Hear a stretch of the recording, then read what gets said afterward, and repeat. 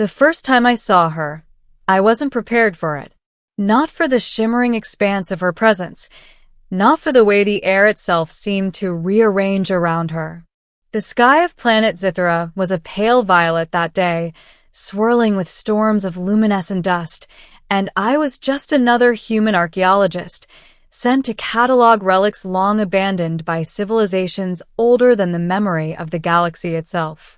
Her throne was carved from a single crystal of prismatic light, hovering over the obsidian plains of Zithra's capital. She descended slowly, each movement precise yet fluid, like a living aurora, and when she fixed her many eyes on me, I felt my thoughts scatter, like starlight in a void. "You've come," she said, her voice both a song and a command. I'm just here to observe," I stammered. My voice sounded absurdly small. She tilted her head, and the multicolored facets of her skin caught the violet light, fracturing it into something almost unbearably beautiful. "Observation is rare here. Most fear what they cannot name. You are different." That word, different, clung to me.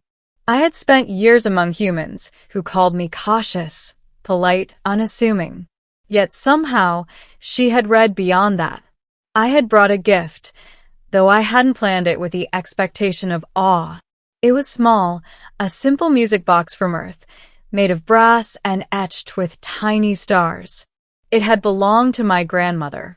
When wound, it played a soft, haunting melody, almost like a lullaby for someone far away from home.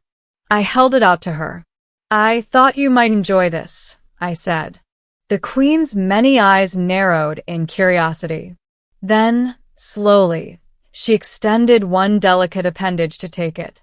When her fingers brushed the brass, the music box sprang to life on its own. Notes spiraled into the air, but here, in Zithra, music was not merely sound. It was color, shape, and resonance. The melody formed golden ribbons that floated upward, twisting and bending through the violet atmosphere. For a long moment, she was silent. And then, she laughed, a sound like galaxies colliding softly, a resonance so deep that I felt it in my bones. "You are audacious," she said, "to offer me this, knowing the weight of what I am." "I didn't know the weight," I admitted. "I only knew it was precious to me." Her eyes softened, or at least I thought they did. I had no way of knowing what softness meant to a creature who could see in spectrums humans had no names for. "This," she said, touching the ribbons of color that the music box had created, "is more than a gift. It is a bridge. You have offered a part of your world, and in doing so, you have touched mine." I didn't understand fully what that meant, but I felt the significance of it. A bridge. Between worlds. Between species. Between understanding and mystery. Days passed. I remained in the palace, both guest and anomaly, watched over by her attendants, creatures of shimmering light, who spoke in harmonics that made my ears ache if I tried too hard to parse their meaning. I cataloged ancient Zithran artifacts, made sketches of architectural wonders, and, secretly, studied the Queen. There was a rhythm to her, a pattern to her movements, like a complex dance that spanned centuries. And each day, she seemed less distant. One evening, I wandered into the central hall, carrying my music box. The Queen was perched upon her floating throne, staring at the swirling sky through transparent walls. "Do you ever tire of observing, human?" she asked. "Sometimes," I admitted, "but I like to understand, to connect." "Connection," she mused, her voice turning almost wistful. "You have a strange courage. Most offer gifts to gain, or to placate. You offered a piece of yourself without expectation." I shrugged, trying to appear casual. "It's just a gift." It didn't seem complicated. To my shock, she descended from her throne and stood before me, her form towering yet elegant. "It is complicated," she whispered, To receive this is to acknowledge a truth, that you, in your simplicity, can reach where even my kin cannot. I realized then that she wasn't just talking about the music box. She was talking about me. The next day, something unprecedented occurred. The Queen summoned me to the Hall of Oaths, a place where Zithran rulers swore promises that bound stars, planets, and the very fabric of time. I expected ceremony, perhaps a political statement, but what I saw instead was a convergence of the cosmos itself. Stars blinked into existence, nebulae formed rings around the hall, and the floor beneath me shimmered with the pulse of distant galaxies. The Queen extended her hand. Human, your gift has moved me, and in this motion, I seek potential. A bond that can transcend even what Zithrans deem possible. Will you witness my oath? I don't understand, I said, though I felt a pull toward her that went beyond comprehension. You need only witness, she replied. She raised her arms, and the cosmos above bent into a vortex of color and light. Her voice carried across dimensions. By the stars that burn, by the voids that remain, by the threads of destiny we do not yet perceive, I swear an oath to honor this gift, to guard this connection, to preserve what has begun between our worlds. I watched, dumbfounded, as her promise wove itself into the very fabric of space around us. It was not a simple oath. It resonated through the laws of physics, through the strands of causality, leaving traces that would endure for millennia. And then she looked at me, her eyes reflecting the entire cosmos. Because of this gift, she said softly, I am bound, not merely as a queen to her subjects, but as one who acknowledges the courage of another. You have changed the course of Zithra, and perhaps more than that. Days turned into weeks, and I found myself caught in a new reality. I was no longer just an archaeologist, no longer a visitor. I became a confidant, an advisor, a companion. The music box rested on my desk, its melody echoing through corridors of crystal and light. Sometimes, when she watched me play it, the Queen would hum along in tones I could not perceive but felt deep in my chest. It was during one of these quiet evenings that she spoke with a weight I hadn't heard before. Human, you do not yet understand the consequences of what you have done. I'm afraid of that, I admitted. I never meant to change your world. You have already done so, she said. By giving a piece of your world, you reminded Zithrans of something long forgotten, that connection is not dominance, and trust is not weakness. Her words settled over me like a warm current. I realized that the simple gift I had offered had done something extraordinary. It had rewritten history, not in the grand, sweeping strokes of empires, but in the subtle, almost imperceptible shift of perception. The moment of revelation came during a celebration I barely understood. Zithrans, in forms both tangible and ethereal, gathered to honor an event they called the Binding of Hearts, a ceremony usually reserved for rulers of the highest order. And yet here, I was a human, standing beside the Queen as she recited her oath aloud once more, this time with her attendants translating its resonance into forms I could finally perceive, colors of trust, patterns of loyalty, waves of shared understanding. When the ceremony ended, she turned to me. I cannot undo what I have sworn, nor would I wish to. But know this, the bond you created is not one-sided.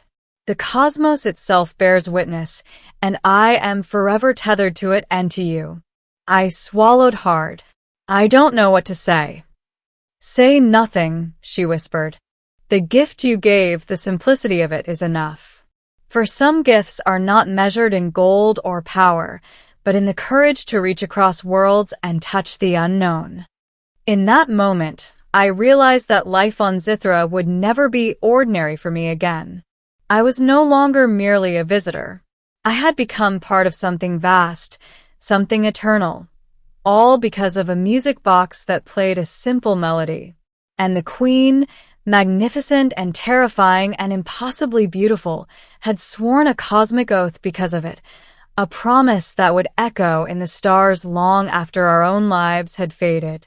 I walked beside her through the palace halls, the light of the universe reflecting in her multifaceted eyes. I carried my music box, winding it carefully as I had always done, and together we listened as the world around us responded in color, resonance, and harmony. The universe, it seemed, had made space for something new, a human and an alien queen, bound not by obligation, nor fear, nor desire for conquest, but by a gift, simple and true. And in that gift, I understood the quiet, immutable truth. Sometimes the smallest gesture can shape the destiny of worlds. The stars outside the palace blazed brighter than ever, as if celebrating her oath. And I, a simple human, stood beside her, realizing that the universe had just become immeasurably larger, more beautiful, and infinitely more mysterious, all because I had dared to give a gift. The ceremony had ended, and the hall slowly emptied, leaving only the two of us in the soft afterglow of cosmic resonance. The stars above seemed closer now, bending toward the palace as if leaning in to witness what had been sworn. I held the music box gently, winding it one last time, letting its melody rise and ripple through the chamber. The queen stepped closer, her presence folding the very air around me. "Human," she said, her voice now soft and intimate, "you must understand that what you have given me is not merely a gift, nor merely a token. You have shifted the balance of my world, and perhaps the universe itself, in ways even I cannot yet fully measure." I swallowed hard, suddenly aware of the enormity of what had transpired. I never thought that something so small could mean so much. She smiled, or rather, the closest approximation of a smile her form could express. Sometimes, it is the smallest acts that echo the loudest across time and space. You have shown courage, humility, and the willingness to connect without expectation. That is rarer than any jewel, any weapon, any crown I have ever known. A quiet hush fell over the hall. Even the stars outside seemed to pause, their twinkling slowing, as if holding their breath. She raised one hand, touching the surface of my music box. Golden ribbons of color spilled from it once more, drifting upward, intertwining with the celestial currents above. "I am bound," she whispered, almost to herself. "Bound not by law, nor duty, nor the obligations of my station. Bound by the resonance of a human heart. Bound to honor this connection, to guard it, to nurture it for as long as the universe endures." I felt a warmth spread through me, a mixture of awe, fear, and an unexplainable joy. The Queen's cosmic oath was no longer just a declaration. It was a living force, tangible in the way light and sound, color and gravity seemed to bend around us. "I don't know what to say," I admitted, my voice trembling. "Say nothing," she replied, her multifaceted eyes locking onto mine with a gaze that felt like eternity. "Let the gift you gave speak for you. Let the universe remember." And for a long while, we stood there together, human and alien, a fragile bridge between worlds that no law, no decree, no force could sever. The music box played on, weaving its simple melody into the fabric of Zithra's night sky. Stars pulsed in rhythm, nebulae shimmered in silent applause, and somewhere deep in the distance, a galaxy twirled as if bowing to the moment. Finally, she extended her hand, not as a queen demanding allegiance, not as a ruler expecting subservience, but as a being acknowledging a bond forged across the impossible chasm of species, of worlds, of existence itself. I took it without hesitation, feeling the resonance of her oath ripple through me, a living thread that now tied me to the cosmos in a way I could never undo. From that night forward, I was no longer merely a visitor to Zithra. I had become part of its living story, its unfolding history.